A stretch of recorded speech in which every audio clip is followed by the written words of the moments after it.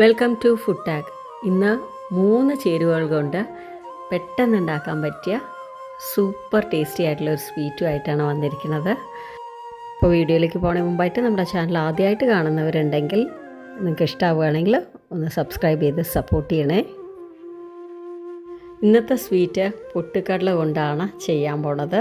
അപ്പോൾ ഞാൻ ഈ ഒരു ചെറിയ കപ്പിൽ ഫുള്ളായിട്ട് പൊട്ടുകടല എടുത്തിട്ടുണ്ട്. അത് മിക്സിയുടെ ചെറിയ ജാറിലേക്ക് ഇട്ട് കൊടുക്കുകയാണ്. ഇനി ഇതിലേക്ക് ഒരു കപ്പിന് കുറച്ച് കുറവായിട്ട് പഞ്ചസാര എടുത്തിട്ടുണ്ട്, അതും ഇട്ട് കൊടുക്കുക. കൂടെ 2 ഏലക്കയും കൂടെ ഇട്ടിട്ടുണ്ട്. ഇത് നന്നായിട്ട് പൊടിച്ചെടുത്തിട്ട് വരണം. അപ്പോൾ ഞാൻ എന്താ പൊടിച്ചെടുത്ത് വന്നിട്ടുണ്ട്. ഇത് വേണമെങ്കിൽ നിങ്ങൾക്ക് ചലിച്ചെടുക്കാം കേട്ടോ, ഞാൻ ചലിച്ചെടുക്കണില്ല. അപ്പോൾ ഇത് മാറ്റി വെച്ചിട്ട് ഒരു പാൻ എടുത്തിട്ട് അതിലേക്ക് 1/4 കപ്പ് നെയ്യ് ഒഴിച്ചു കൊടുക്കുകയാണ്. ഇനി നിങ്ങൾക്ക് മുഴുവൻ നെയ്യ് ചേർക്കാൻ താല്പര്യമില്ലെങ്കിൽ പകുതി നെയ്യും പകുതി വെജിറ്റബിൾ ഓയിലും കൂടെ ചേർത്തിട്ട് ഉണ്ടാക്കാം. പക്ഷേ മുഴുവനായിട്ട് നെയ്യിൽ ചെയ്യുമ്പോഴാണ് നല്ല ടേസ്റ്റ് ഉണ്ടാവുന്നത്.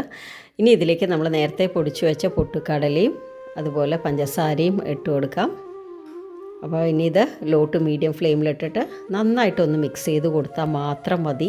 ഇതിൽ പാവുപതോ ഒന്നും നോക്കാനില്ല. നമുക്ക് ഇത് നന്നായിട്ട് ഈ നെയ്യിൽ ഈ നമ്മളിട്ട പൊടികൾ നന്നായിട്ടൊന്ന് മിക്സ് ചെയ്ത് മാത്രം കിട്ടിയാൽ മതി. ഞങ്ങൾക്ക് ഉച്ചയ്ക്ക് ഊണ് കഴിഞ്ഞാൽ എന്തെങ്കിലും ഒരു സ്വീറ്റ് വേണം. അപ്പോൾ ഇതുപോലത്തെ ഈസി ആയിട്ടുള്ള സ്വീറ്റ്സൊക്കെയാണ് ഞാൻ അധികവും ചെയ്ത് വെക്കാറ്. 2 ദിവസം മുമ്പ് എൻ്റെ ചാനലിൽ നോക്കുമായിരുന്നു നമ്മൾ എത്ര റെസിപ്പീസ് ഇട്ടിട്ടുണ്ടെന്ന്. നോക്കുന്ന സമയത്ത് ഏകദേശം 50 റെസിപ്പീസിന് മുകളിലായിട്ട് ഇട്ടിട്ടുണ്ട്. അതൊക്കെ വളരെ ഈസിയും സിമ്പിളായിട്ടുള്ള റെസിപ്പീസാണെന്ന് എനിക്ക് തോന്നി. എല്ലാവർക്കും ചെയ്യാൻ പറ്റുന്ന റെസിപ്പീസാണ്.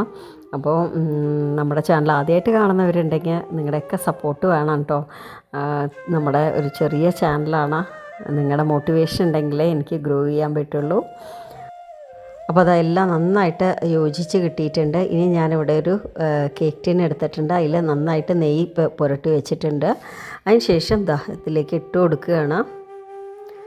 അപ്പോൾ നന്നായിട്ട് പ്രസ് ചെയ്തിട്ട് ഒന്ന് ലെവലാക്കി കൊടുത്താൽ മതി.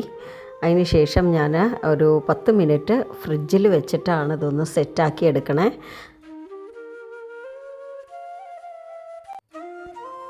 അപ്പോൾ ഫ്രിഡ്ജിൽ നിന്ന് എടുത്തു കൊണ്ടുവന്നു.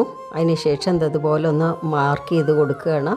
എന്നിട്ട് നമ്മുടെ ഇഷ്ടമുള്ള ഷേപ്പിൽ ഇത് കട്ട് ചെയ്തെടുക്കാം. അപ്പോൾ അത് കണ്ടോ, നല്ല ഈസി ആയിട്ട് കട്ട് ചെയ്തെടുക്കാൻ പറ്റുന്നുണ്ട്. നല്ല സോഫ്റ്റ് ആയിട്ടുള്ള ഒരു സ്വീറ്റാണ്. എല്ലാവരും ട്രൈ ചെയ്ത് നോക്കുക.